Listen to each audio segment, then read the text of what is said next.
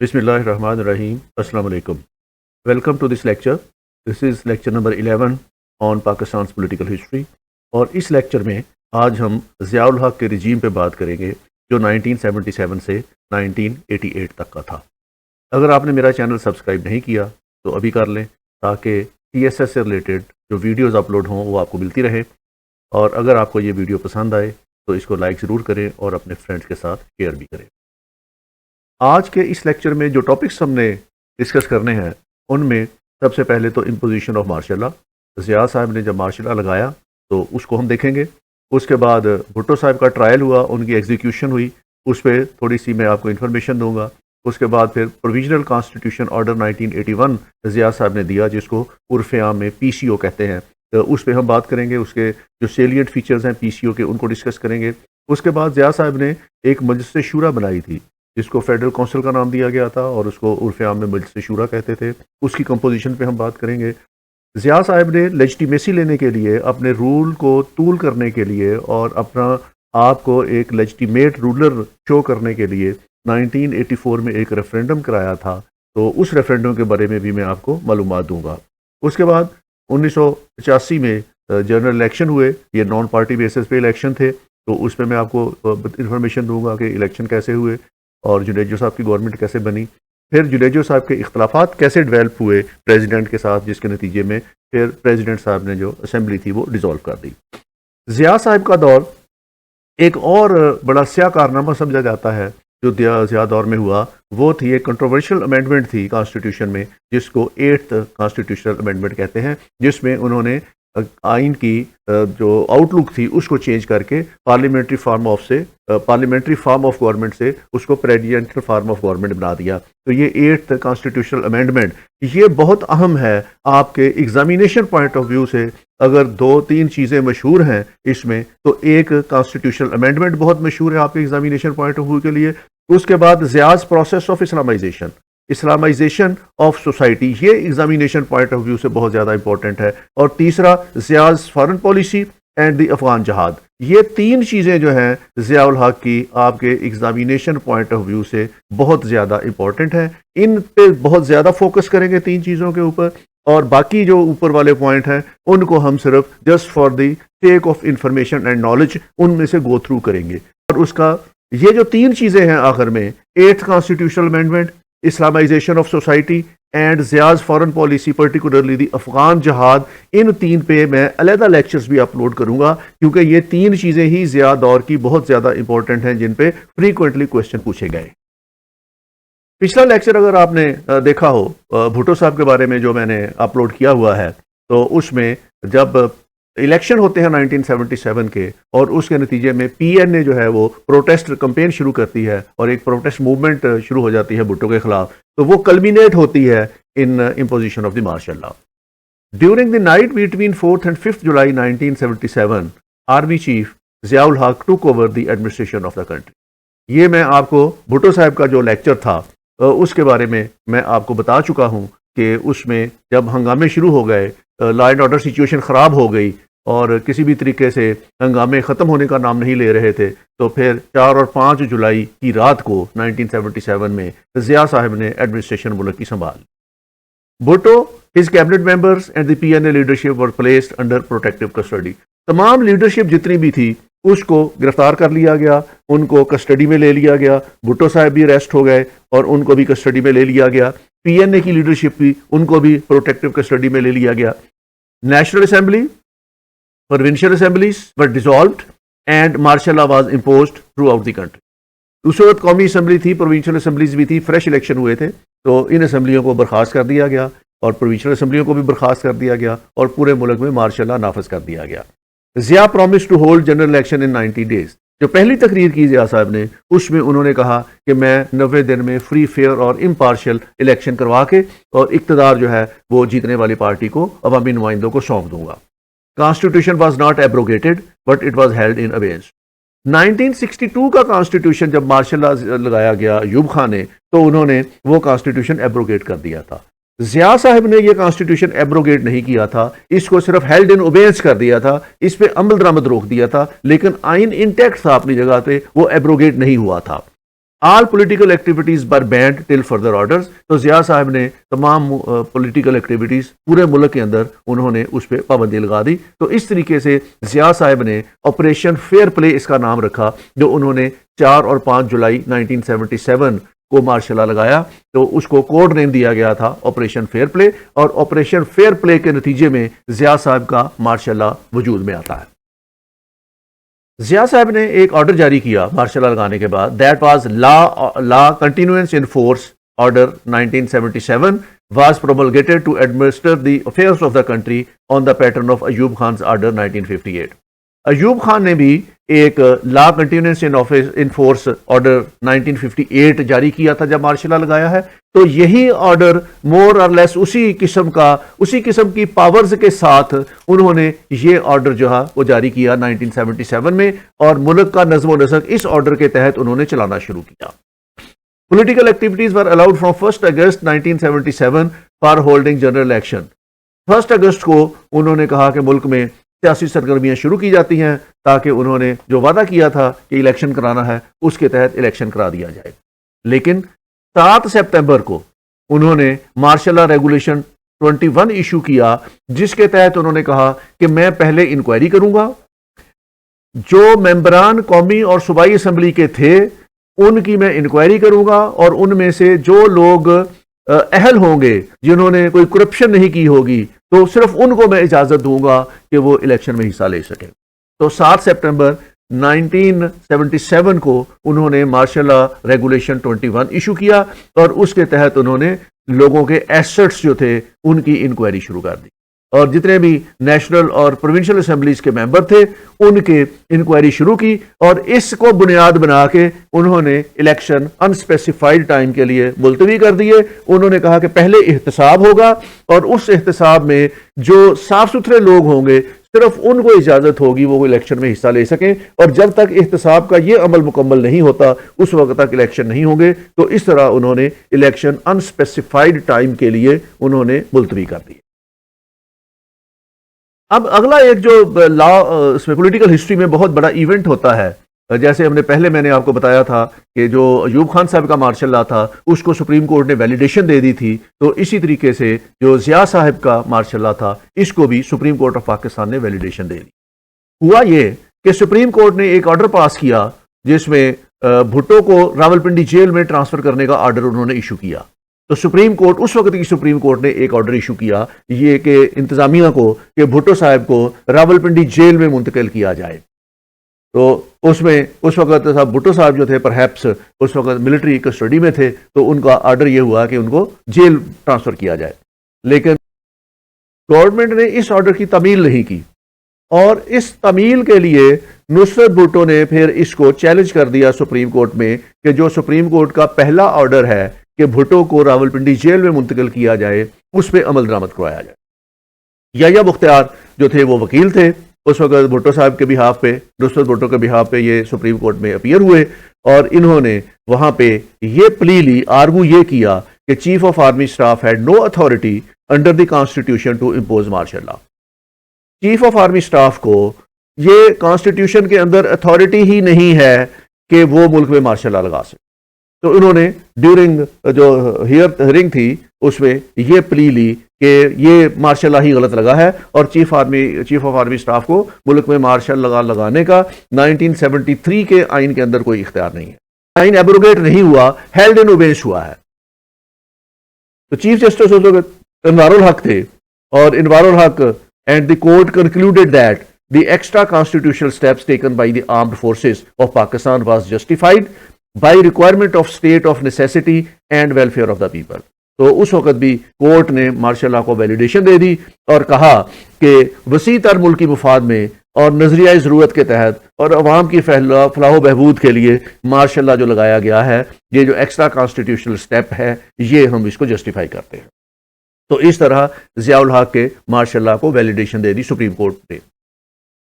اس کے بعد بھٹو صاحب کا ٹرائل ہوتا ہے. محمد احمد خان قصوری کو مرڈر کیا گیا تھا لاہور میں 1974 میں، اور ان کے بیٹے نے احمد رضا قصوری نے ایک ایف آئی آر درج کروائی تھی، اور اس میں انہوں نے بلیم کیا تھا بھٹو کو کہ انہوں نے ایک کنسپریسی پلاٹ کی ہے احمد رضا قصوری کو ہلاک کرنے کی، جس کے نتیجے میں ان کے فادر جو ہیں ان کی ڈیتھ ہو گئی ہے۔ تو اس میں بھٹو صاحب کے اوپر اور فیڈرل سیکیورٹی فورس کے افسران کے اوپر لاہور میں ایک ایف آئی آر درج ہوتی ہے۔ یہ ایف آئی آر جب درج ہوتی ہے تو اس کا کیس کا ٹرائل ہی ہائی کورٹ میں شروع ہوتا ہے، بجائے اس کے کہ اس کا ٹرائل سیشن کورٹ میں ہوتا تو ڈائریکٹ اس کا ٹرائل جو ہے وہ ہائی کورٹ میں شروع ہوتا ہے، اور 18 مارچ 1978 کو بھٹو صاحب کو اس میں گلٹی کر دیتے ہیں، اور لاہور ہائی کورٹ ان کو جو ہے وہ سزائے موت دے دیتی ہے۔ بھٹو صاحب اس کے خلاف سپریم کورٹ میں جاتے ہیں، اور 6 فروری 1979 کو سپریم کورٹ 4 کی نسبت 3 ووٹوں سے ان کو گلٹی قرار دے دیتی ہے، اور اکثریتی فیصلے کی وجہ سے ان کو گلٹی کر دیتے ہیں، اور ان کی سزائے موت جو ہے وہ برقرار رکھی جاتی ہے۔ پھر اس کے لیے ریویو پٹیشن ہوتی ہے سپریم کورٹ میں، جو 24 مارچ 1979 کو سپریم کورٹ اس کو ڈسمس کر دیتی ہے، اور ضیاء صاحب کے پاس مرسی پٹیشن جاتی ہے جو اس کو ریجیکٹ کر دیتے ہیں، اور سزائے موت ان کی اپ ہیلڈ ہوتی ہے۔ تو اس طرح Bhutto was hanged in central jail Rawalpindi on 4 April 1979۔ تو 1979 4 اپریل 79 میں ان کو سزائے موت دے دیتے ہیں، اس پہ عمل درآمد ہو جاتا ہے۔ یہ الیج کیا جا رہا تھا اس وقت بھی جب بھٹو کو سزائے موت ہوئی ہے کہ بھٹو صاحب کا جو ٹرائل تھا یہ فیئر نہیں تھا، ان کو فیئر اپرچونٹی نہیں دی گئی اپنے آپ کو ڈیفینڈ کرنے کی، اور جو جوڈیشری تھی اس وقت کی that was biased against Bhutto. تو اس وقت بھی یہ بڑا شور مچا تھا، اور سبسیکوینٹلی سپریم کورٹ میں اب جو ریفرنس کیا تھا پریزیڈنٹ صاحب کی طرف سے، اس میں سپریم کورٹ نے بھی یہ ایڈمٹ کیا ہے کہ یہ فیئر ٹرائل نہیں تھا، اور بھٹو کو ایک انجسٹیفائڈ اور انفیئر ٹرائل کے ذریعے ایگزیکیوٹ کیا گیا ہے۔ تو یہ ضیاء دور کا جو سب سے بڑا ایک ایونٹ آپ کہہ سکتے ہیں، جس پہ کرٹیسائز کیا جا رہا ہے اور کیا جاتا رہے گا، اور جوڈیشری کو بھی کرٹیسائز کیا جاتا رہے گا اس ایشو کے اوپر کہ وہ بھٹو کا ٹرائل تھا جس میں ایک فیئر ٹرائل کا موقع نہیں دیا گیا، اور اس کے بعد ان کی ایگزیکیوشن کر دی گئی۔ ضیاء صاحب نے پھر ایک 1981 میں ایک پی سی او جاری کیا جو پروویژنل کانسٹیٹیوشن آرڈر تھا۔ Zia issued provisional constitution order 1981 on 25th March 1981 with the following salient features۔ تو یہ پروویژنل کانسٹیٹیوشن آرڈر جو تھا یہ انہوں نے 1981 میں جاری کیا، اور اس کے فنڈامنٹل اس کے جو سیلینٹ فیچرز تھے اس میں all fundamental rights under the 1970 constitution and the provision of the enforceability were taken out. عدالتوں پہ یہ قدغن لگ گئی تھی کہ وہ فنڈامنٹل ہیومن رائٹس کے کیسز کو ٹیک اپ نہیں کر سکتی، جو 199 کے تحت جو ریٹ پٹیشنز تھیں وہ عدالتیں نہیں لے سکتی تھیں، اور یہ ہیومن رائٹس سے ریلیٹڈ، اور خاص طور پہ جن کیسز میں چیف مارشل لا ایڈمنسٹریٹرز ہوں جنہوں نے کوئی آرڈر کیے ہوں، تو وہ عدالتوں کے پرویو سے باہر لے لیے گئے کہ عدالتیں ان آرڈرز کو کویسچن نہیں کر سکتی یا ان کے خلاف پٹیشنز انٹرٹین نہیں کر سکتی۔ The office of vice president was created, ملک میں ایک وائس پریزیڈنٹ کا آفس کریٹ کیا گیا۔ فیڈرل کونسل مجلس شورا would be set up consisted of people selected by the president۔ اس کانسٹیٹیوشن آرڈر کے اندر یہ تھا کہ صدر کو یہ اختیار حاصل ہوگا کہ وہ ایک فیڈرل کونسل بنائیں، اور اس کو مجلس شورا کا نام دیا گیا، اور اس میں صدر مملکت خود آدمیوں کو اپنی مرضی سے سلیکٹ کر کے اس کے ممبر بنا سکتے ہیں۔ اس کے لیے کوئی الیکشن نہیں ہونا تھا، صدر صاحب کی ثوابدید تھی کہ وہ جس کو چاہے اس فیڈرل کونسل کا ممبر بنا دیں یا مجلس شورا کا ممبر بنا دیں۔ Judicial provisions were included in the PCO which mostly curtailed power of the judiciary۔ اس میں جوڈیشری کے بارے میں بہت سی پروویژنز رکھی گئی تھی پی سی او میں، اور اس میں جوڈیشری کی پاورز جو تھی وہ کلپ کر دی گئی تھی، اور ان کے اوپر بہت زیادہ قدغن ان کی ریکروٹمنٹ، ان کی ٹرانسفر، ان کی پوسٹنگ، اور اس کی ساری چیزیں جو تھی وہ صدر صاحب نے اپنے کنٹرول میں لے لی تھی۔ ایک پروویژن اس میں یہ ڈالا گیا تھا کہ only those political parties will be allowed to contest general election which had registered themselves with the election commission on 11th October 1979۔ انہوں نے کہا کہ تمام پولیٹیکل پارٹیز 11 اکتوبر 1979 تک الیکشن کمیشن کے ساتھ رجسٹر ہو جائیں، صرف وہی پارٹیاں الیکشن میں حصہ لے سکتی تھیں جو الیکشن کمیشن کے ساتھ رجسٹر ہوں گی، باقی پارٹیز جو ہیں ان کو الیکشن میں حصہ لینے پہ پابندی ہوگی۔ تو یہ بھی ایک انہوں نے پولیٹیکل ایکٹیویٹیز کے اوپر ایک قدغن لگانے کی کوشش کی کہ صرف وہی پولیٹیکل پارٹیز حصہ لے گی جو رجسٹرڈ ہوں گی۔ The president was given power to amend the constitution, تو آئین کو تبدیل کرنے کا اختیار جو تھا وہ صدر صاحب نے اپنے پاس رکھ لیا کہ وہ جب چاہیں جس طریقے سے چاہیں وہ آئین کو تبدیل کر سکتے ہیں۔ All judges of the Supreme Court and High Court were required to take oath under the PCO۔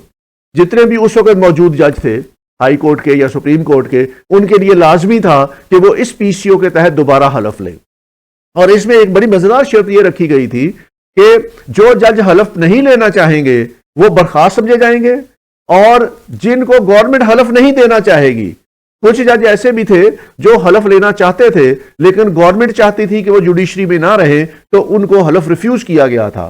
تو ایسے لوگ جن کو گورنمنٹ حلف لینا ریفیوز کر دے گی وہ بھی جوڈیشری کا حصہ نہیں ہوں گے۔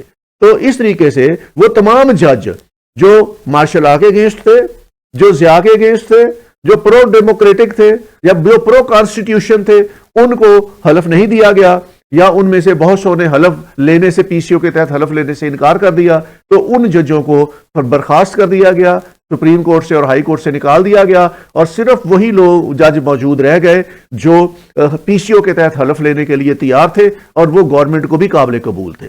تو اس طریقے سے ضیاء صاحب نے جوڈیشری پہ اپنا مکمل کنٹرول حاصل کر لیا، اور آئندہ سے جوڈیشری جتنی بھی تھی وہ پرو گورنمنٹ ڈیسیجنز دیا کرتی تھی۔ تو اس طریقے سے انہوں نے انگریس کیا اور اس طریقے سے پریویل کیا انہوں نے جوڈیشری کے اوپر under the P C O of 1981۔ اب جیسا میں نے پچھلی سلائیڈ پہ آپ کو بتایا کہ انہوں نے ایک مجلس شورا یا فیڈرل کونسل بنانے کی بات کی تھی پی سی او کے انڈر، تو انہوں نے پھر مجلس شورا ایک قائم کر دی۔ The president could nominate up to 350 members to the Federal Council۔ اب اس کی ممبرشپ جو تھی یہ بائی نومینیشن تھی، اور یہ پریزیڈنٹ کا ڈسکریشن تھا کہ جس کو چاہتا وہ فیڈرل کونسل یا مجلس شورا کا ممبر بنا سکتا تھا۔ تو اس طریقے سے ضیاء الحق صاحب نے ہینڈ پکڈ شورا کے ممبر سلیکٹ کر لیے۔ Due representation was given to علماء، مشائخ، women, farmers, professionals, labourers and minorities. تو اس طرح یہ ہینڈ پکڈ ایک شورا تھی، اس کا کوئی الیکشن نہیں ہوا، اس کی صرف نومینیشن ہوئی، اور پریزیڈنٹ صاحب نے اپنی ثوابدید پہ جو لوگ ان کی نظروں میں اچھے تھے ان کو انہوں نے اس کا ممبر بنا دیا۔ The council would have a chairman and 4 vice chairman, 1 from each province, all to be appointed by the president and to hold office at the pleasure of the president.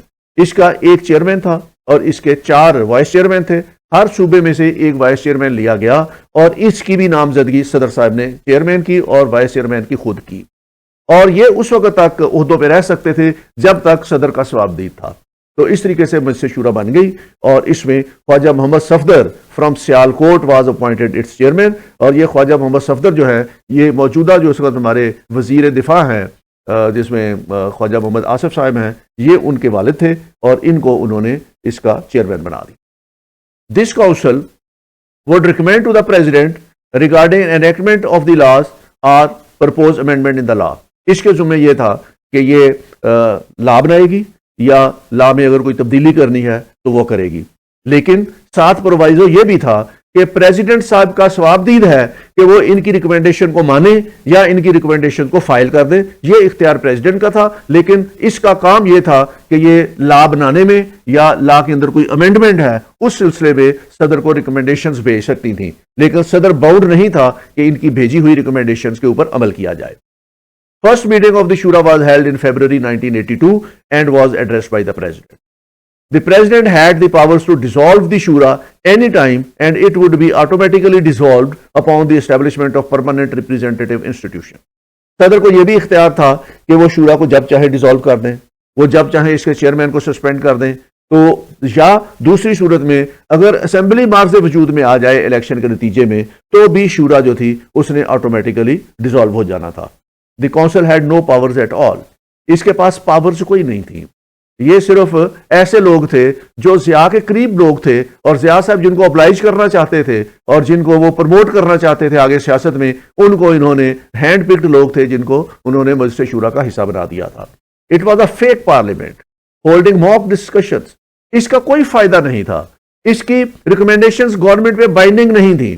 یہ سوابدید تھا پریزیڈنٹ کا کہ ان میں سے کچھ recommendation ان کی مان لے یا فائل کر دے, تو اس لیے اس کی کوئی پارلیمنٹری اگر حیثیت سمجھی جائے تو اس کی وہ نہ ہونے کے برابر تھی. The council beat its end on the holding of general election 1985. تو جب پھر 1985 میں الیکشن ہوئے, اس کے نتیجے میں اسمبلی مارچ وجود میں آئی, تو یہ مجلس شورا آٹومیٹیکلی ڈیزالو ہو گئی اور ختم ہو گئی. جو لیکچر ہم نے ایوب خان پہ میں نے دیا تھا آپ کو, اس میں میں نے آپ کو بتایا تھا کہ ایوب خان نے 1965 کے وار کے بعد جب تاشکنڈ ڈیکلریشن سائن ہوا تو اس سے واپسی پہ ایوب خان کے خلاف ایک مزاحمت شروع ہو گئی اور پولیٹیکل پارٹیز نے ان کے خلاف ایک کمپین چلانی شروع کر دی, اور وہ ایک ڈیموکریٹک ایکشن فورم بنایا گیا تھا جس کو پلیٹ فارم کو یوز کرتے ہوئے ایوب کے ماشاء اللہ کے خلاف مزاحمت کی گئی. ضیاء صاحب کے ماشاء اللہ کے خلاف جو مزاحمت ہوئی اس کے لیے movement for restoration of democracy کا پلیٹ فارم بنایا گیا, یعنی MRD, the movement for restoration of democracy. تو MRD was a political alliance founded in 1981 by the political parties opposing the military government of Muhammad Ziaul Haq. تو یہ MRD movement تھی that was for the restoration of democracy in Pakistan, اور یہ جو پرو political parties تھی انہوں نے جو اپوز کر رہی تھیں ملٹری گورنمنٹ کے, انہوں نے مل کے ایک پلیٹ فارم بنایا تھا, اور یہاں سے انہوں نے ملک کے اندر جمہوریت کی بقا کے لیے جنگ لڑی, اور اس کا نام movement for restoration of democracy رکھا گیا. Headed by Benazir Bhutto of Pakistan peoples party, its objective was the end of the martial law and restoration of the democracy. تو اس وقت بینظیر بھٹو ملک سے باہر تھیں اور انہوں نے اس کو باہر سے بیٹھ کے لیڈ کیا, اور اس میں جو زیادہ تر ورکرز تھے یا زیادہ تر جو اس میں لوگوں نے حصہ لیا وہ پیپلز پارٹی کے ورکر تھے, اور اس کا زیادہ ایریا آف انفلوئنس جو تھا MRD کا وہ نو ڈاؤٹ وہ سندھ تھا, جہاں پہ پیپلز پارٹی کا جو گھر سمجھا جاتا تھا, اور وہاں پیپلز پارٹی کے جو ایکٹیوسٹ تھے یا ورکرز تھے انہوں نے وہاں پہ MRD کی موومنٹ کے لیے اسٹرگل کی. اس الائنس کے اندر بہت سی پارٹیز تھی. The alliance was noted for its left wing populism orientation. اس میں جو لیفٹ ونگ کے پیپلز پارٹی چونکہ ایک لیفٹ ونگ پارٹی سمجھی جاتی تھی اس وقت, اور جو رائٹ ونگ ووٹر تھا اور رائٹ ونگ پارٹیز تھیں انہوں نے فوری طور پر اپنے آپ کو جیسے ہی مارشل لا لگا انہوں نے ضیاء الحق کی فیور میں اپنے آپ کو الائن کر لیا, اور جماعت اسلامی اور اس طرح کی جو ریلیجس پارٹیز تھیں وہ زیادہ تر ضیاء کے ساتھ الائن ہو گئیں, اور جو لیفٹسٹ پارٹیز تھیں یا پرو ڈیموکریٹک پارٹیز تھیں وہ MRD کا حصہ بن گئیں. تو اس میں پاکستان پیپلز پارٹی, اور اس میں عوامی نیشنل پارٹی, اس میں پاکستان مسلم لیگ, خواجہ خیر الدین group, Pakistan democratic party, Asghar Khan کی تحریک استقلال اس میں تھی, اور عوامی تحریک اس میں تھی, اور جماعت علماء اسلام اس میں تھی, اور مزدور کسان پارٹی اس میں تھی. تو ایک ریلیجس پارٹی تھی یہ جمعیت علماء اسلام جو اس کا حصہ تھی, باقی تمام جو تھی وہ اس کا دوسری پارٹیز تھیں جو نان ریلیجس پارٹیز ہیں. تو MRD کا پلیٹ فارم یوز کیا گیا ضیاء کو کمپیل کرنے کے لیے کہ وہ مارشل لا کو ختم کریں اور ڈیموکریٹک گورنمنٹ یا ڈیموکریسی کو ریسٹور کریں. The alliance was rooted in the area of Sindh province and remained mostly non-violent, was strongest among supporters of the Pakistan People's Party. تو یہ جو صدرن ایریا ہے سندھ پنجاب کا, اس میں یہ سندھ پروونس کا جو ایریا ہے رورل ایریاز اس میں یہ زیادہ تھی, اور موسٹ آف دی ٹائم یہ نان وائلنٹ تھی, لیکن کچھ جگہوں پہ وائلنس بھی ہوا, لیکن وہ سلیکٹڈ جگہ تھی, بہت کم جگہ تھی جہاں پہ وائلنس ہوا. زیادہ تر یہ تحریک جو تھی یہ نان وائلنٹ رہی. ایک ٹیررسٹ آؤٹ فٹ بنی, terrorist out fit of Al-Zulfikar was involved in high jacking of a plane.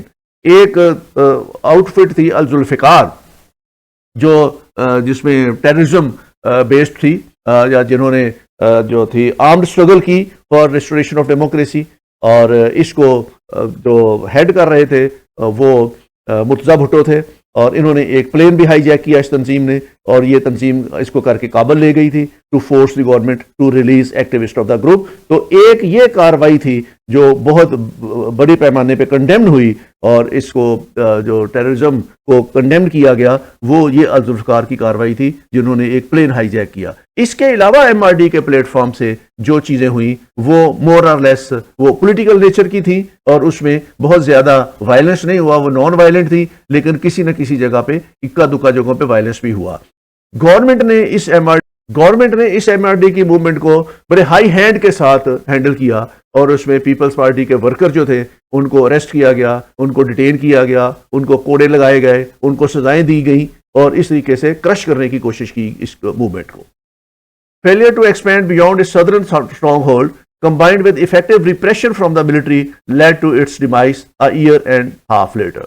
تو یہ 1.5-2 سال تک یہ تحریک چلی، اور گورنمنٹ نے اس کو بڑا افیکٹولی ریپریس کیا اور اس کو سخت سزائیں دیں لوگوں کو. اور دوسرا، اس کا جو اسٹرانگ ہولڈ تھا سندھ کا ایریا، رورل ایریا، یہ اس ایریا سے باہر نہیں جا سکی اور اس ایریا تک ہی لمیٹڈ رہی، اس لیے اس کا امپیکٹ وہ والا نہیں پڑا جو اس کے ایکسپیکٹ کیا جا رہا تھا کہ یہ ایک ڈینٹ ڈالے گی ملٹری گورنمنٹ کے اندر.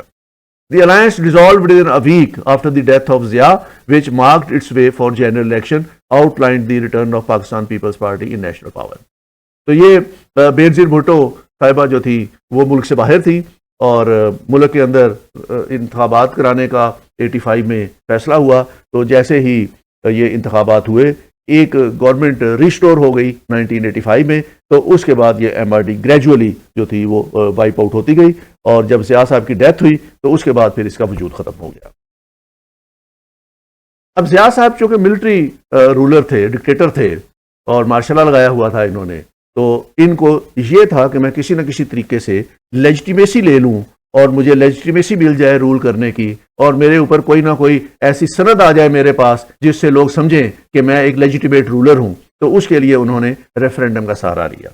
انہوں نے 1984 میں ایک ریفرینڈم کرایا، اور اس ریفرینڈم کے نتیجے میں انہوں نے جو کویشچنئر بنایا، یہ بھی ایک پاکستان کی ہسٹری کا کنٹروورشل ریفرینڈم ہے کہ جو کویشچنئر اس میں بنایا گیا تھا وہ کوئی ایسا پوائنٹ نہیں تھا جس کے اوپر ریفرینڈم کرایا جائے. بہرحال انہوں نے ایک ریفرینڈم کرایا. Zia intended to become civilian president without going to election. وہ الیکشن میں جانا نہیں چاہتے تھے، لیکن الیکشن لڑے بغیر ہی وہ ملک کے سویلین صدر بننا چاہتے تھے. تو ہی plan to hold a referendum. تو اس کے لیے انہوں نے ایک ریفرینڈم بنایا. یہ پاکستان کی ہسٹری کا ایک متنازع ریفرینڈم تھا، اور اس کو جو لیگل سرکل ہے ہمارا، وہ اس کو ریفرینڈم سرے سے مانتے ہی نہیں ہے کہ ریفرینڈم کبھی بھی الیکشن کا متبادل نہیں ہو سکتا. ریفرینڈم کے پوائنٹس اور ہوتے ہیں، ریفرینڈم کے کازز اور ہوتے ہیں، اور ریفرینڈم کی آؤٹ کم اور ہوتی ہے. کسی سرکاری عہدے پہ لگنے کے لیے، کسی پبلک آفس میں لگنے کے لیے آپ کو الیکشن کنٹیسٹ کرنے پڑتے ہیں. ریفرینڈم سے آپ کسی پبلک آفس کو آکوپائی نہیں کر سکتے. بہرحال ضیاء صاحب نے اس کو یوز کیا to occupy a public office. Referendum order 1984 was passed, putting a complex question to the citizen, seeking endorsement to the process of Islamization by President. تو اس کا جو کویشچنئر تھا وہ بڑا کمپلیکس تھا، اور اس میں یہ لکھا ہوا تھا کہ کیا آپ ملک میں ضیاء الحق کی طرف سے کیے گئے اسلامائزیشن کے پروسیس کو پسند کرتے ہیں اور اس کو کنٹینیو کرنا چاہتے ہیں؟ کیا آپ چاہتے ہیں کہ ملک میں اسلامی قانون نافذ ہو جائیں؟ اور اگر آپ کا جواب ہاں میں ہے تو اس کا مطلب یہ ہوگا کہ ضیاء الحق صاحب اگلے 5 سال کے لیے ملک کے صدر منتخب ہو گئے ہیں. تو اس طرح کا کویشچنئر تھا جو دیا گیا تھا، اور لوگوں کو کہا گیا تھا کہ آپ اس کا یس یا نو میں جواب دیں. An affirmation vote by the citizens was deemed to have given the president a term of 5 years. اگر لوگ ہاں میں جواب دے دیں، اکثریت ہاں میں جواب دے دیں، تو اس کا مطلب اس ریفرینڈم کا یہ تھا کہ ضیاء الحق صاحب جو ہیں اگلے 5 سال کے لیے ملک کے صدر منتخب ہو گئے ہیں. ایم آر ڈی بائیکاٹڈ دی ریفرینڈم. ایم آر ڈی نے اس کا بائیکاٹ کیا. Referendum was held on 19 December 1984. The turnout was 62%. 62% لوگوں نے اس ریفرینڈم میں حصہ لیا، اور یہ بہت کثیر تعداد تھی کیونکہ کبھی بھی جنرل الیکشن میں پاکستان میں ٹرن آؤٹ اتنا اچھا اس وقت نہیں ہوا تھا. تو 62% جو لوگ تھے انہوں نے اس ریفرینڈم میں حصہ لیا، اور اس میں سے 97.7% لوگوں نے کہا کہ ہم ضیاء الحق کو جو ہے وہ انڈورس کرتے ہیں. تو یس میں انہوں نے آنسر کیا. تو اس سے ضیاء الحق صاحب جو تھے وہ اس ریفرینڈم کے نتیجے میں ضیاء صاحب 5 سال کے لیے ملک کے صدر منتخب ہو گئے. اب جتنے بھی آپ کے سرکلز ہیں، لیگل سرکلز ہیں، وہ اس ریفرینڈم کی قانونی حیثیت کو تسلیم نہیں کرتے. وہ کہتے ہیں یہ ایک بوگس الیکشن تھا، یہ ایک بوگس ریفرینڈم تھا اور اس میں انتظامیہ نے جا کے سارے ووٹ ڈالے ہیں. پبلک جو تھے وہ کسی بھی طریقے سے موٹیویٹ نہیں ہوئی اور یہ انتظامی قسم کا ریفرینڈم تھا اور تمام ڈی سیز اور ایس پیز جو تھے ضلعوں کے ان کے ذمہ لگایا گیا تھا کہ آپ نے اس کو مینیج کرنا ہے. بہرحال جو بھی تھا ایک ریفرینڈم کروا کے ضیاء صاحب جو تھے وہ اس کے نتیجے میں ملک کے صدر بن گئے. اس کے بعد انہوں نے 84 میں وہ صدر بن گئے تو انہوں نے پھر ملک میں عام انتخابات کرانے کا فیصلہ کیا. تو جنرل الیکشن ملک میں 1985 میں ہوئے. After the referendum Zia announced election for the national assembly on 25 February 1985 and for the provincial assemblies on 28 February 1985. تو انہوں نے الیکشن کرانے کا اعلان کیا اور ساتھ ہی انہوں نے یہ بھی اعلان کیا the elections were to be held on non party basis. سیاسی جماعتیں اس میں حصہ نہیں لے سکیں گی, انفرادی طور پر لوگ اس میں حصہ لے سکیں گے. سیاسی جماعتوں کے الیکشن میں حصہ لینے پر پابندی لگا دی گئی کہ وہ سیاسی جماعت کے طور پر وہ حصہ نہیں لیں گی اور کسی سیاسی جماعت کے سمبل نہیں دیے جائیں گے اور سمبل بھی انڈیویجولز ہوں گے اور لوگ بھی تمام انڈیپینڈنٹ الیکشن لڑیں گے. MRD boycotted the election and demanded restoration of the 1973 constitution and elections to be held on party basis. MRD میں جو جماعتیں تھیں انہوں نے کہا کہ ہم اس الیکشن کا بائیکاٹ کرتے ہیں, ہم چاہتے ہیں کہ 1973 کا آئین ریسٹور ہو اور اس کے نتیجے میں پارٹی بیسس پہ الیکشن ہو. تو اس طریقے سے جو MRD کی جماعتیں تھیں انہوں نے اس الیکشن میں حصہ لینے سے انکار کر دیا. تو اس طرح یہ ایک میدان کھلا چھوڑ دیا انہوں نے ان جماعتوں کے لیے جو پرو ضیاء جماعتیں تھیں یا جو رائٹ ووٹ پارٹیز تھیں, ان کے لیے یہ ایک طریقے سے یہ ایک کھلا راستہ مل گیا ان کو الیکشن میں حصہ لینے کا. الیکشن ہوئے, the turnout was excellent, turnout excellent تھا. National assembly turnout was 53.69%. اب ریفرینڈم میں 62% ووٹ ڈالے گئے تھے, لیکن جب جنرل الیکشن ہوئے اور اس میں جو ڈور ٹو ڈور کنویسنگ میں لوگوں نے ووٹرز کو نکالا, اس کے نتیجے میں 53.69% نیشنل اسمبلی کا ٹرن آؤٹ رہا. Provincial assembly turn out was Punjab میں 62% تھا, NWIP میں 48%, سندھ میں 50% اینڈ بلوچستان میں 46.8%. تو اس طریقے سے یہ نان پارٹی بیسز الیکشن ہوئے 1985 میں نیشنل اسمبلی کے اور پروونشل اسمبلی سے. Some election results were astonishing as almost all federal ministers of Zia regime who contested elections for National Assembly lost except one. اب یہ الیکشن اس طریقے سے بہت اسٹانشنگ تھے کہ ضیاء الحق کی ٹیم کے جو فیڈرل منسٹرز تھے اور جنہوں نے اس الیکشن پہ حصہ لیا وہ تمام فیڈرل منسٹر اپنی سیٹوں سے ہار گئے سوائے ایک آدھ کے. Jamaat Islami who had the blessing of Zia could not fare well in the election and its sponsored candidate lost elections except in a couple of constituencies in Lahore. Jamaat Islami نے بھرپور ساتھ دیا ضیاء الحق کا اس مارشل لا میں, کیونکہ وہ رائٹ ونگ پارٹی تھی اور ضیاء الحق جو تھے وہ ان کو اپنے ساتھ ملا کے رکھا ہوا تھا رائٹ ونگ والوں کو. تو جماعت اسلامی نے کھل کے اس الیکشن میں حصہ لیا, لیکن جماعت اسلامی کی اپنی کارکردگی اس الیکشن میں بہت زیادہ بری تھی اور لاہور میں 2 سیٹوں کے علاوہ وہ اور سیٹوں پہ کامیابی حاصل نہ کر سکے. Muhammad Khan Junejo was nominated prime minister who took oath of the office on 24 March 1985.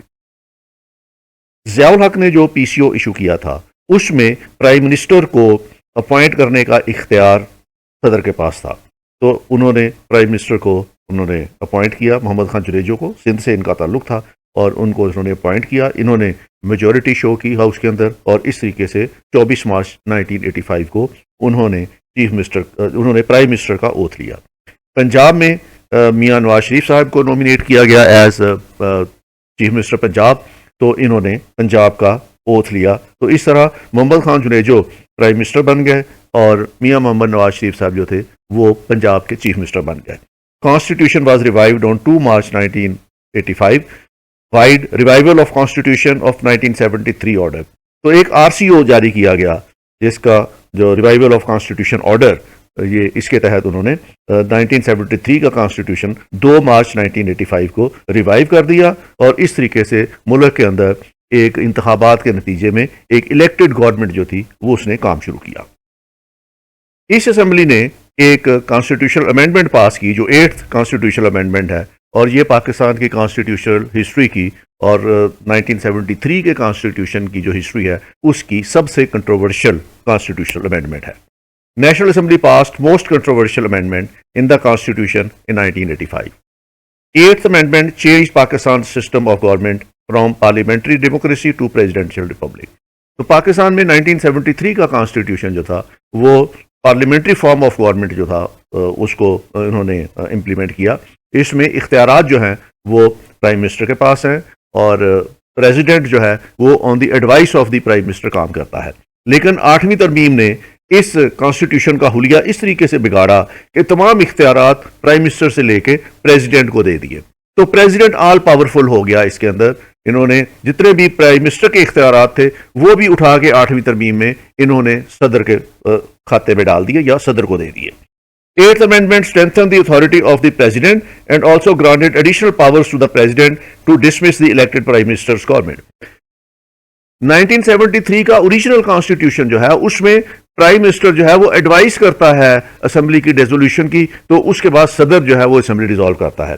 لیکن اس امینڈمنٹ میں انہوں نے براہ راست یہ اختیار صدر کے پاس دے دیا کہ صدر اپنی ثوابدید پہ چاہے تو اب اسمبلی کو ڈیزالو کر سکتا ہے.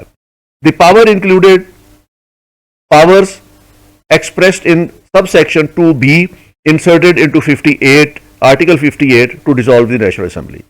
article 58 میں ایک نئی شق کا اضافہ کیا گیا جس کو 2b کی جگہ پہ انہوں نے رکھا. article 58 2b بن گیا. اس کے تحت پرائم منسٹر اس کے تحت پریزیڈنٹ کو یہ اختیار دیا گیا کہ وہ اپنی ثوابدید پہ اگر یہ سمجھے کہ اسمبلی کانسٹیٹیوشنل پروویژنز کے مطابق نہیں چلائی جا رہی تو وہ اسمبلی کو برخاست کر دے. اور اسی آرٹیکل کو یوز کرتے ہوئے پھر صدر نے اس کی جنیجو صاحب کی اسمبلی جو تھی اس کو ڈیزالو بھی کر دیا 1988 میں. تو اس طریقے سے یہ 8ویں کانسٹیٹیوشنل امینڈمنٹ جو تھی یہ اس میں کانسٹیٹیوشن میں ایڈ کی گئی. اس پہ میں ایک سیپریٹ علیحدہ لیکچر آپ کو دوں گا کیونکہ یہ ایک امپورٹنٹ ایونٹ ہے اور اس پہ کئی دفعہ کوشچن پوچھا گیا ہے. جنیجو صاحب کی گورنمنٹ کے اختلافات پیدا ہو گئے ضیاء صاحب سے, تو ضیاء صاحب نے اسی آرٹیکل 58 2b کو استعمال کرتے ہوئے اس کی اسمبلی جنیجو صاحب کی اس کو برخاست کر دیا. وہ اختلافات تھے وہ یہ تھے, ایک تو فیڈرل منسٹرز کی اپوائنٹمنٹ کے اوپر جھگڑا تھا. جنیجو صاحب اپنی مرضی کی کیبنٹ بنانا چاہتے تھے جبکہ ضیاء الحق صاحب جو تھے اس میں اپنی مرضی کے ممبرز رکھنا چاہتے تھے. خاص طور پر جو فارن منسٹر تھا اس پہ اور اختلاف تھا. اسی طرح کی اپوائنٹمنٹ جو تھی, کی آفیشیل جو تھے جس میں فیڈرل سیکرٹریز تھے, ایمبیسیڈرز تھے, چیف سیکرٹریز تھے اور آئی جیز تھے, یہ صدر صاحب اپنی مرضی سے لگانا چاہتے تھے جبکہ جنیجو صاحب کہہ رہے تھے کہ یہ انتظامی معاملات ہیں اور یہ پرائم منسٹر نے فیصلہ کرنا ہے تو میں انڈیپینڈنٹلی اپنے فیصلے کروں گا. تو اس پہ بھی اختلاف تھا. Junejo removed virtually all restrictions on the press. Martial law کے دور میں پریس کے اوپر بڑی پابندیاں لگائی ہوئی تھیں. جب جنیجو صاحب کی گورنمنٹ بنی اور اس طریقے سے ایک سویلین گورنمنٹ آ گئی تو انہوں نے پریس کو آزادی دینا شروع کر دی. تو ضیاء صاحب کو یہ بات بھی پسند نہیں آئی, وہ پریس کو اسی طرح اپنے انڈر پریشر رکھنا چاہ رہے تھے. Benazir Bhutto to come her historic return to Pakistan without any hindrance. جب یہ گورنمنٹ بن گئی, پولیٹیکل ایکٹیویٹی شروع ہو گئی تو 86 میں بینظیر صاحبہ جو ملک سے باہر تھیں وہ پاکستان واپس تشریف لے آئی اور اس حکومت نے جنیجو صاحب نے ان کے آنے میں کوئی رکاوٹ نہیں ڈالی اور یہ بھی ضیاء صاحب کو پسند نہیں آئی. ضیاء صاحب ابھی چاہتے تھے کہ بینظیر ملک کے اندر واپس نہ آئے لیکن جنیجو صاحب نے فیسیلیٹیٹ کیا بینظیر کی ملک واپس آنے کو. ری-asserted civilian control over the intelligence bureau in 1986. Intelligence bureau کے کنٹرول کے اوپر ضیاء صاحب میں اور جنیجو صاحب میں بہت زیادہ جھگڑا ہوا. ضیاء صاحب مسلسل اس میں ایک فوجی ہیڈ رکھنا چاہتے تھے انٹیلیجنس بیورو کا, جبکہ جنیجو صاحب کا خیال یہ تھا کہ یہ ایک سویلین انٹیلیجنس ایجنسی ہے, اس کا ہیڈ جو ہے وہ پرائم منسٹر کو لگانا چاہیے اور سویلین میں سے لگانا چاہیے. تو انہوں نے ایک آئی جی کو اس کا ہیڈ نامزد کر دیا جنیجو صاحب نے. تو اس پہ ضیاء صاحب کے اور جنیجو صاحب کے اختلافات اس بات پہ بھی ہوئے. جو سب سے زیادہ اختلافات ہوئے جنیجو صاحب کے اور ضیاء صاحب کے وہ تھے foreign policy. Junejo most importantly Junejo claimed primacy over the foreign policy. Junejo صاحب کا خیال یہ تھا کہ فارن پالیسی پارلیمنٹ بنائے گی, جبکہ ضیاء صاحب جو تھے وہ چاہتے تھے کہ اسی فارن پالیسی کو جاری رکھا جائے جو انہوں نے بنائی ہوئی تھی, اور خاص طور پر یہ فارن پالیسی افغانستان کے بارے میں تھی, جو افغانستان کی کانفلکٹ تھی اس کے بارے میں ضیاء صاحب چاہتے تھے اسی فارن پالیسی کو آگے بڑھایا جائے. لیکن جنیجو صاحب جو ہے وہ جنیوا اکارڈ کے ذریعے, مذاکرات کے ذریعے ایک پیسفل سولوشن کے ذریعے افغانستان ایشو کو سیٹل کرنا چاہتے تھے. اور جب یہ جنیوا ایکارڈ ہو گیا تو ضیاء صاحب نے پھر کہا کہ یہ تو آپ نے جو افغان مجاہدین ہیں ان کو سیل آؤٹ کر دیا ہے. ضیاء صاحب چاہتے تھے کہ افغان مجاہدین کو اسی طریقے سے پاکستان سپانسر کرتا رہے افغانستان میں رشین کے وڈرال کے بعد بھی، تاکہ اس کے اندر ہم پاکستان جو ہے وہ ایک ایسی گورنمنٹ وہاں انسٹال کرنے میں کامیاب ہو جائے جو پرو پاکستان ہو. تو جنیجو صاحب جو تھے وہ تھے اس میں کہ افغان کا سولوشن جو ہے کانفلکٹ کا وہ انٹرنیشنلی جنیوا اکارڈ کی روشنی میں نکالا جائے. تو فورن پالیسی پہ اختلافات بھی ان کے درمیان بہت زیادہ حالات خراب کر گئے. اس وجہ سے پھر الٹیمیٹلی پریزیڈنٹ نے آرٹیکل 58(2)B کا استعمال کرتے ہوئے جنیجو صاحب کی گورنمنٹ کو ڈسمس کر دیا. اب یہ دیکھیں پاکستانی سیاست کے جو رموز ہیں وہ یہ ہیں کہ اسی اسمبلی نے، اسی جنیجو نے آرٹیکل 58(2)B کانسٹیٹیوشن میں شامل کیا تھا، جو پاور انہوں نے صدر کو دی تھی اسمبلی ڈیزالو کرنے کی، اور صدر نے یہی پاور ایکسرسائز کرتے ہوئے ان کی ہی اسمبلی جو تھی وہ ڈیزالو کر دی. اس کے بعد ایک اور امپورٹنٹ سٹیپ جو ضیاء صاحب نے لیا وہ تھا اسلامائزیشن آف سوسائٹی. اسلامائزیشن کے کچھ پلس پوائنٹ بھی ہیں اور اسلامائزیشن کرنے کے کچھ پاکستان پہ برے اثرات بھی سوسائٹی کے اوپر پڑے ہیں. تو اس پہ بھی میں ایک کمپلیٹ لیکچر جو ہے وہ اگلے 2-4 دنوں میں اپلوڈ کروں گا، لیکن یہاں پہ اس کو میں کرسری انداز میں تھوڑا سا اسلامائزیشن کے پروسیس جو ہے ہوا ضیاء کے دور میں اس کا تھوڑا سا تذکرہ میں کر دیتا ہوں. ایک تو یہ ہے کہ جو سٹیپس لیے گئے ضیاء کے دور میں اسلامائزیشن کے لیے، اس میں ایک تو فیڈرل شریعت کورٹ اینڈ کورٹ بینچز بنانے کی بات تھی، اور اس کا پرپز یہ تھا کہ جو شریعت سے ریلیٹڈ فیصلے ہیں وہ تمام شریعت کورٹ کے اندر جائے. جو شریعت سے یا ریلیجن سے ریلیٹڈ جو ہیں ایشوز جو ہیں وہ آرڈنری کورٹس کے اندر نہ جایا کریں، بلکہ اس کے لیے فیڈرل شریعت کورٹ بنا دی ہوئے. نیو کرمنل آفینسز جو تھے وہ اس میں PPC میں ایڈ کیے گئے، جس میں حدود لاز ایڈ کیے گئے، جس نے زنا آرڈیننس اور قذف آرڈیننس اس میں شامل کیے گئے جو اڈلٹری سے ریلیٹڈ تھے اور فورنیکیشن سے ریلیٹڈ تھے.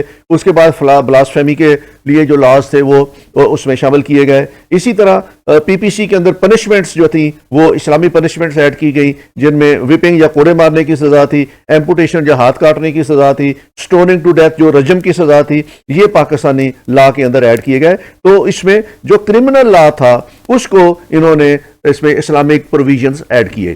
اس کے بعد انہوں نے قصاص اینڈ دیت آرڈیننس جاری کیا کہ قصاص یہ ہے کہ اگر کسی کا خون ہے تو اس کا بدلہ خون کی صورت میں لے لیا جائے، جس میں، اور اگر کوئی اس میں دیت لینا چاہے، اس کا خون بہا لینا چاہے، تو وہ اس کا بھی اختیار جو تھا وہ پاکستانی پینل کوڈ میں قصاص اور دیت آرڈیننس کی صورت میں انہوں نے جو ہے وہ شامل کیا. اسی طرح جو ہرٹس کے کیسز ہیں جس میں سمپل ہرٹ اور گریویس ہرٹ ہے، اس کو ریپلیس کر کے جو اسلامک سزائیں ہیں ہرٹ کے کیسز میں وہ اس میں اندر شامل کی گئی جو کرمنل لا ہے اس کے اندر. تو یہ بھی ایک اس کو اسلامائز کر لیا انہوں نے.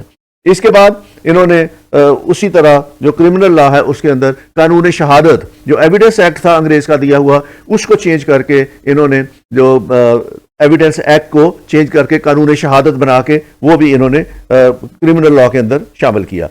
جو اکانومی تھی اس میں انٹرسٹ پیمنٹ کی بجائے بینک اکاؤنٹس پہ انہوں نے پروفٹ اینڈ لاس پیمنٹس کرنی شروع کر دی کہ جو سود تھا بینکوں میں اور اس کے بہا پہ جو اس طرح کے اکاؤنٹ کھولے جاتے تھے جہاں پہ انٹرسٹ دیا جاتا تھا، اس کو انہوں نے ریپلیس کیا with profit and loss account سے. زکوٰۃ اینڈ عشر آرڈیننس جو تھا وہ نافذ کیا کہ زکوٰۃ جو ہے وہ گورنمنٹ اکٹھی کرے گی، اس کے لیے انہوں نے باقاعدہ محکمہ بنایا زکوٰۃ اکٹھی کرنے کا، اور بینک کی جو سیونگز تھی یا بینک اکاؤنٹ میں جو رقم تھی اس کے اوپر زکوٰۃ کی کٹوتی جو تھی وہ کرنی شروع کر دی. اسی طرح انہوں نے اسکول کے کیریکولم کو چینج کیا اور اس کیریکولم کو اوور ہول کر کے اس میں اسلامک ڈاکٹرائن جو تھی اس کو اس میں شامل کیا، اور جو ان اسلامک میٹیریل تھا وہ اس میں سے سلیبس میں سے نکال دیا. Zia bolstered the influence of the علماء and the Islamic parties and conservative scholars. تو ضیاء صاحب چونکہ PNA کی جب موومنٹ چلی تھی بھٹو کے خلاف جس کے نتیجے میں مارشل لا لگا، تو اس میں انہوں نے تحریک نظام مصطفیٰ کا نعرہ لگایا تھا. تو یہی نعرہ جو تھا وہ ضیاء الحق صاحب نے کیش کیا اور انہوں نے کہا کہ میں اسلامی نظام کا نفاذ کروں گا. تو اس طرح جو ریلیجس پارٹیز تھیں میں جو کنزرویٹو قسم کے لوگ تھے ریلیجس پارٹیز میں، جو علماء تھے، جو اسلامک پارٹیز تھیں، جو رائٹسٹ ووٹ بینک تھا، انہوں نے ضیاء الحق کا ساتھ دینا شروع کر دیا. تو ایک کلاؤڈ اکٹھا کیا ضیاء الحق نے اپنے ارد گرد جو اس طرح کے مائنڈ کا تھا، اور ان کو پھر ضیاء الحق نے استعمال کیا اور ان کو پروموٹ بھی کیا. Conservative ulamas were added to the Council of Islamic Ideology and establishment of Majlis Shura and institution of Ombudsman. تو جو دو اور ادارے بنائے ضیاء الحق نے، ایک ادارہ کو ہم پچھلی سلائڈوں پہ ڈسکس کر چکے ہیں جو مجلس شورا ہے، اور دوسرا ادارہ انہوں نے امبرڈسمین کا یا وفاقی محتسب کا بنایا. تو اس طریقے سے انہوں نے ضیاء الحق نے اس میں اسلامائزیشن کا پروسیس پاکستان کے اندر شروع کیا. ضیاء صاحب کی فورن پالیسی میں جو سب سے بڑا ایلیمنٹ تھا دیٹ واز دی افغان جہاد. 1979 Soviet invasion of Afghanistan, Zia adopted an anti-Soviet stance and aided the Afghan مجاہدین. تو انہوں نے افغان مجاہدین کا بھرپور ساتھ دیا، جو ایک جہاد تھا اس کا کلچر پروموٹ کیا، اور انہوں نے اس جہاد میں ضیاء صاحب نے بھرپور حصہ لیا. He bolstered ties with China and the United States and emphasized Pakistan's role in the Islamic world.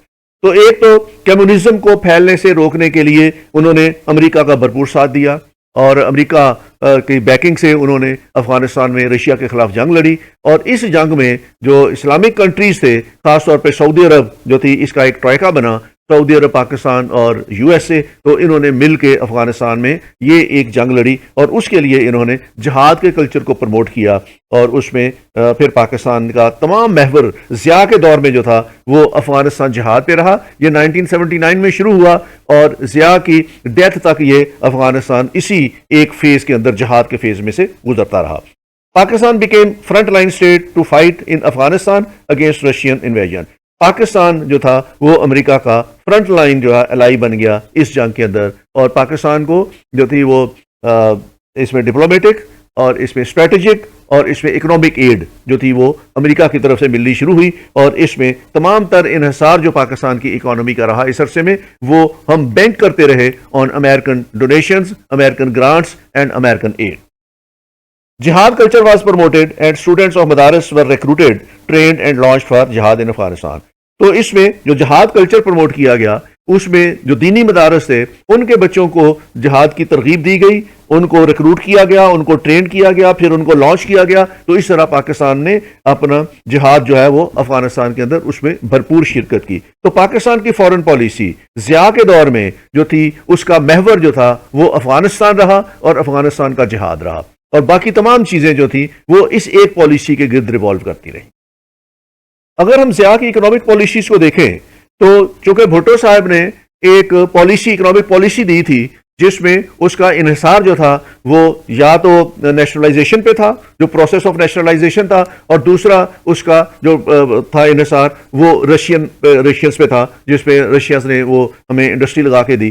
تو ضیاء صاحب نے جیسے ہی اقتدار سنبھالا تو اس نے بھٹو صاحب کی پالیسیز کو، اکنامکس پالیسیز کو ڈسکنٹینیو کیا، اور اس سے بالکل 180 ڈگری اینگل مخالف میں اپنی پالیسیز بنائیں. اور اس میں جو تین بڑی پالیسیز تھیں ان کی، ایک تو ڈی ریگولیشن تھی، دوسری پرائیویٹائزیشن تھی، اور تیسری اسلامک بینکنگ تھی یا اسلامک اکانومی تھی. تو اکنامک ریفارمز جو ان کی تھی وہ لبرلائزنگ پاکستان سے اکانومی تھی، کہ پاکستان کی اکانومی کو کس طرح لبرلائز کیا جائے. تو اس میں جو سٹیپ انہوں نے لیے وہ D regulation of the economy, کہ اسٹیٹ جو ہے وہ کسی طریقے سے اکانومی میں یا اکنامک ایکٹیویٹی میں کسی طرح کی انٹرفیئرنس نہ کرے. which involved reducing the role of the state in economic affairs and encouraging private sector activity. تو بھٹو صاحب نے نیشنلائز کیا تھا. انہوں نے کہا کہ یہ پرائیویٹ انٹرپرینور ہے، پرائیویٹ لوگ آئیں، آ کے انڈسٹری لگائیں، فورن ڈائریکٹ انویسٹمنٹ لائیں. تو انہوں نے کہا کہ اسٹیٹ اس میں کسی قسم کی کوئی انٹرفیئرنس نہیں کرے گی. تو انہوں نے ڈی ریگولیٹ کیا اکانومی کو. دوسرا بڑا سٹیپ جو انہوں نے لیا وہ پرائیویٹائزیشن تھا. بھٹو نے نیشنلائزیشن کی تو انہوں نے اس کے مقابلے میں جو پرائیویٹائزیشن کی. تو another key aspect of the Zia's economy, the government sold off state-owned enterprises. تو اسٹیٹ اونڈ انٹرپرائزز بیچنی شروع کر دی، لوگوں کو دینی شروع کر دی، پرائیویٹ انویسٹرز کو دینی شروع کر دی. اور اس میں جو پرائیویٹ انویسٹر تھے وہ both domestic and foreign. The privatisation drive was practically focused on industries such as banking, telecommunication and energy. تو پرائیویٹائزیشن ان کا جو تھا یہ دوسرا تھا. پہلا ڈی ریگولیشن، دوسرا پرائیویٹائزیشن، اور تیسرا اس کا جو تھا وہ جو اکانومی تھی اس میں اسلامک سسٹم لے کے آئے، جس کے اندر Pakistan financial system in line with Islamic principles which prohibit interest and speculative trading, introduced parallel Islamic banking system in which operates on the basis of profit and loss sharing rather than interest. تو انہوں نے economy جو تھی، banking system جو تھا، اس کو انہوں نے اسلامائز کرنے کی کوشش کی تاکہ وہاں پہ انٹرسٹ ختم ہو جائے اور اس میں پروفٹ اینڈ لاس شیئرنگ کے اوپر جو ہے وہ انویسٹمنٹ میں مشارکہ اور مداربہ جو تھا وہ انٹروڈیوس کروائے. تو اس میں جو اکانومی تھی اس کو بھی انہوں نے اس کو بھی انہوں نے اسلامائز کیا. اب اگر ہم ضیاء صاحب کے ایک اوور ویو لینا چاہیں، کریٹیکل اپریشیشن کرنا چاہیں اس کی ضیاء رجیم کی، تو اس میں it was an authoritarian rule. یہ اتھارٹیرین رول تھا، ڈکٹیٹرشپ تھی، فرد واحد کی حکومت تھی، اور اس کے تمام وہ قباحتیں شامل تھیں جو ایک فرد واحد کی حکومت میں ہوتی ہیں. اس میں کوئی شک نہیں ہے کہ یہ ایک ملٹری رول تھا اور لوگوں کی مرضی کے بغیر ان پہ مسلط کیا گیا تھا. اس میں دو بڑی کانسپیکوس چیزیں ہوئیں اس دور کے اندر. ایک تو جو پی سی او انہوں نے اناؤنس کیا، اس کے اندر جو ججز سے حلف لیا، تو جو جج پرو ڈیموکریسی تھے، جو جج مارشل لا کے اگینسٹ تھے، ان کو نکال دیا، ان سے اوتھ نہیں لیا. وہ جج جو پرو گورنمنٹ تھے تو ان کو رکھا گیا. تو اس طریقے سے ملٹری اور جوڈیشری کے اندر ایک نیکسس بن گیا. جوڈیشری وہی فیصلے دیا کرتی تھی جو حکومت کو پسند ہوتے تھے. تو اس طریقے سے وہ ایک نیکسس جوڈیشری کا اور ملٹری کا قائم ہوا ضیاء کے دور میں، اور یہ پھر مسلسل پھر چلتا رہا. یہ ضیاء کے دور کے بعد بھی یہ ختم نہیں ہوا، اور ملٹری کا انفلوئنس جو جوڈیشری پہ ہے وہ with the passage of time بڑھتا گیا، یہ کم نہیں ہوا. دوسرا، افغانستان کی جو پالیسی تھی اور جو جہاد کا کلچر تھا، وہ ملٹری اور جو ہماری ریلیجس لیڈرشپ تھی ان کو ایک دوسرے کے قریب لے آیا. اس میں ملٹری اور ملا کا نیکسس ڈیولپ ہوا، اور ایسا نیکسس ڈیولپ ہوا کہ with the passage of time یہ نیکسس بڑھتا گیا، اور ایون اب بھی وہ نیکسس اسی طریقے سے قائم ہے کہ ملا اور ملٹری جو ہے وہ ایک دوسرے کے سپورٹر ہیں اور ایک دوسرے کے لیے وہ کام کرتے ہیں. اس میں 8ویں کانسٹیٹیوشنل امینڈمنٹ پاس ہوئی جو کنٹروورشل تھی. اس کو یہ کانسٹیٹیوشن سے نکالنے میں پھر بہت ٹائم لگا، اور جو بہت زیادہ پاکستان میں پولیٹیکل انسٹیبلٹی اس 8ویں ترمیم کے ساتھ آئی، کیونکہ ضیاء کے جانے کے بعد بھی جو اسٹیبلشمنٹ تھی انہوں نے آرٹیکل 58(2)(b) کو یوز کیا اگینسٹ دی الیکٹڈ گورنمنٹس. جو فاروق لغاری صاحب تھے، جو غلام اسحاق خان تھے، انہوں نے بے نظیر کی گورنمنٹ ڈسمس کی، انہوں نے میاں نواز شریف صاحب کی گورنمنٹ جو ڈسمس کی، فاروق لغاری نے بے نظیر کی دوسری گورنمنٹ اسی آرٹیکل کو یوز کرتے ہوئے ڈسمس کی. تو اس طرح پولیٹیکل انسٹیبلٹی اس ایک کانسٹیٹیوشنل امینڈمنٹ کی وجہ سے کافی دیر تک پاکستان کے اندر رہی، جہاں تک کہ اس کو پھر اگلی کانسٹیٹیوشنل امینڈمنٹ سے اس کو کانسٹیٹیوشن سے نکال نہیں دیا گیا. ضیاء صاحب نے جو اسلامائزیشن کا پروسیس کیا تھا اس کے بھی کچھ پروز اینڈ کونز ہیں، اور یہ میں ایک الگ لیکچر اس کے اوپر آپ کو اپلوڈ کروں گا اسلامائزیشن پہ. یہاں پہ بریفلی میں یہ بتا دوں کہ پاکستان میں ایسا ماحول بنا کہ جس میں ایکسٹریمزم آیا اور جس میں سیکٹیرینزم آیا. 1979 میں افغانستان میں رشین ٹروپس کے آنے کے بعد جو ہم نے جہاد شروع کیا، اور ایران میں 1979 کے بعد جو چینج آف گورنمنٹ ہوتی ہے اور وہاں پہ ریلیجس بیس پہ خمینی صاحب کی گورنمنٹ آتی ہے، تو اس میں پھر پاکستان کے اندر اس کے اثرات پڑے ہیں، اور یہاں پہ سیکٹیرینزم شروع ہوا جس کے اندر ہمارے شیعہ اور سنی فسادات ہوئے، اور سیکٹیرینزم ہم نے کافی عرصے تک بھوگتا. تو اسلامائزیشن نے ایکسٹریمزم دیا ہمیں، اس نے ہمیں سیکٹیرینزم دیا، اس نے ہمیں ریلیجس انٹالرنس دیا، اور اس نے ہمیں ریڈیکلائزیشن دی. تو یہ بھی ایک آف شوٹ بنتا ہے اسلامائزیشن کا. جہاں اس نے ہمارے قوانین کو اسلامائز کیا، وہاں انہوں نے ہمارے معاشرے کے اندر اور بہت سی ایسی چیزیں ہمیں دی جس کا خمیازہ پھر ہمیں بھگتنا پڑا. Religious role of establishment in politics, یہ ضیاء کے دور میں شروع ہوا کہ اسٹیبلشمنٹ میں سیاسی معاملات میں مداخلت شروع کی، اور پھر with the passage of time یہ بڑھتی چلی گئی، اور اب ایک وقت وہ آیا ہوا ہے کہ جب اسٹیبلشمنٹ ہر پولیٹیکل معاملے کے اندر انٹرفیئر کر رہی ہے. اس کا آغاز بھی ضیاء دور کے ساتھ ہوتا ہے. افغان وار کے پاکستان پہ بہت زیادہ امپیکٹ ہوئے. ہم ویپنائز ہو گئے. ہمارے ہاں پہلے جدید اسلحہ نہیں ہوتا تھا، آٹومیٹک ویپنز نہیں ہوتے تھے. افغانستان کی وار نے ہمیں وہ ویپنائز کیا، اور افغانستان کی وار نے ہی ہمیں نارکوٹکس کلچر دیا، اور افغانستان کی وار نے ہی ہمیں ایکسٹریمزم دی، اور اس نے ہمیں ریڈیکلائز کیا. اس میں ایک اور فرق یہ ہوا کہ ہماری اوور ڈیپینڈنس ہو گئی یو ایس کے اوپر فار آور اکانومی، اور پاکستان کی پالیسیز اور ریلیشنز ایسے بن گئے کہ ہم یو ایس اے سے ہٹ کے کوئی پالیسی بناتے ہی نہیں تھے اس عرصے کے اندر. اور ہماری تمام جتنی بھی اکانومی تھی وہ یو ایس کی یا گرانٹس پہ چلتی تھی یا ایڈ پہ چلتی تھی یا ہمیں ڈالرز آتے تھے اس سے ہماری اکانومی چلتی تھی. تو یہ اوور ڈیپینڈنس ہماری رہی ضیاء کے دور میں امریکن کے اوپر, امریکن فارن پالیسی کے اوپر, امریکن ریلیشنز کے اوپر, اور امریکن ہماری اکانومی جو تھی وہ ڈیپینڈنٹ ہو گئی امریکن اکانومی کے کہ وہاں سے ہمیں ڈالر ملیں گے تو ہمارا آگے جو ہے وہ اکانومی ہماری چلے گی. تو یہ اس کے جو تھے امپیکٹ تھے ضیاء کی جو رجیم تھی اس کے پاکستان کے اوپر اور پاکستانی سوسائٹی کے اوپر. یہ تھا آج کا لیکچر جس میں ہم نے ضیاء کی ڈکٹیٹوریل رجیم کے بارے میں دیکھا. تو اگلا لیکچر انشاءاللہ میں اس پہ process of Islamisation by Zia جو ہے اس پہ لیکچر لوڈ کروں گا. تو اس وقت تک کے لیے thank you very much, take care, خدا حافظ.